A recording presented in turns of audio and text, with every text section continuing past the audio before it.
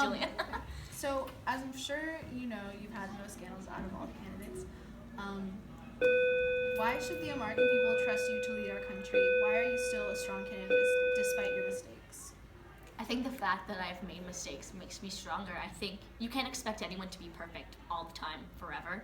People make mistakes, and if you can move past a mistake and be better for it, or move forward and come out of that mistake with grace, I think that shows that, like, one, you can think on your feet, two, that you accept that you made mistakes and you're willing to fix it, and three, that you're a positive person and you don't just give up at the first sign of trouble. And I think the fact that I've had so many scandals and I'm still running strong and I still believe I can win, I think that shows that I'm not going to give up on the American people no matter what.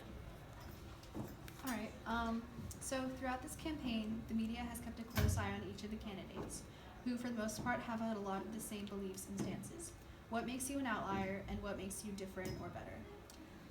I think the one thing that I really like to believe keeps me different is just my outlook in my actions and the way I want to implement my plans. Like, earlier when we were asked what our main issue was, I think I answered with, I believe that all the issues are really important because it's not just one thing that affects us, because they all do.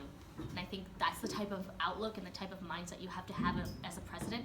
Like, yes, as a president, you have to take one issue and make it that your priority. But I think for the American people, the people should be your priority. One issue isn't going to make life better for everyone. Obviously, a single issue like education or the environment can help a lot of the people's lives, but there's so many people affected by not having a good health care, or just they're living next to waste and with dirty rivers that they can't drink out of. Like the Potomac, like, you still shouldn't swim in it. You still shouldn't eat the fish out of it. And like, that's right here and right near DC. Like, that's an important issue.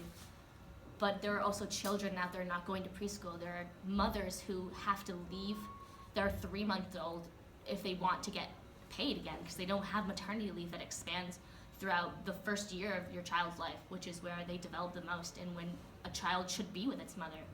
And women shouldn't have to choose between having a job and having their children, because that's awful. You know, Germany, parents have up to 2 years, both mother and father both have up to 2 years of like paternity and maternal leave, which, if we're looking at world leaders, like if Europe has, you know, countries that allow their parents to be with their children, like America needs to step up and join other world leaders. So in your second speech, you put emphasis on the education system and the importance of educating children at a young age. Why do you think preschool is so important to America's children, and how do you plan to make it affordable or free? Okay, so the most impactful years of your life are in those first, 5-6 years of your development. That's when you're learning how to talk. You're learning all your basic motor functions, and that's really important. If you're in second grade and you still can't read because you never got to start learning how to read before kindergarten, you're going to be at a huge disadvantage, and you're going to be behind for the rest of your career and the rest of your life. And that's not fair, because if one child has the opportunity to go to preschool and learn how to read and write and articulate their thoughts, and another child doesn't get that opportunity, how are we going to make it a country of equality and job opportunities that everyone has access to if you don't have an equal education system? And the way we do that is we're going to have mandatory preschool, and we're going to do that by offering more programs for, again, working women to have daycare for the children so that they can go to work and, okay. Basically, we're going to make mandatory preschool, and we're going to, Okay, so quickly, throughout this campaign, there's been little mention on tax reform from you or your campaign team. What are your plans for it? So our main tax reform is that what we want to do is we want to implement a budget rule, which basically, if you make over like $1 million a year or more, you don't pay less than 30% on your income tax. Because if you're making $1 million a year or more, obviously you can afford to pay at least a 30% tax on your income, because there are so many people out there who are making like barely $50,000 a year, and if you're making $1 million, you can afford to help someone who needs basic needs like food or health care or any of that.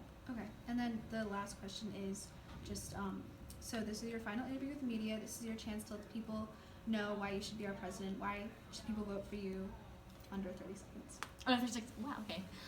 Basically, I think I have a lot of really unique ways of looking at the world and seeing everyone as equal and working for more inclusive, intertwining plans that don't focus on just one party or one person or one constituent, as well as striving for equality in the education system and providing for women. Like, I want to take away the luxury tax on feminine hygiene products, which if you're a woman, you find that tax to be infuriating.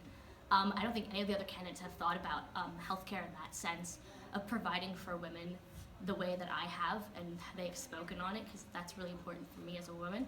And I think America needs a woman president, and I can provide that. I know there are other candidates who can do that, but I don't think they're going to work as hard as I will for women and for America. Okay, thank you.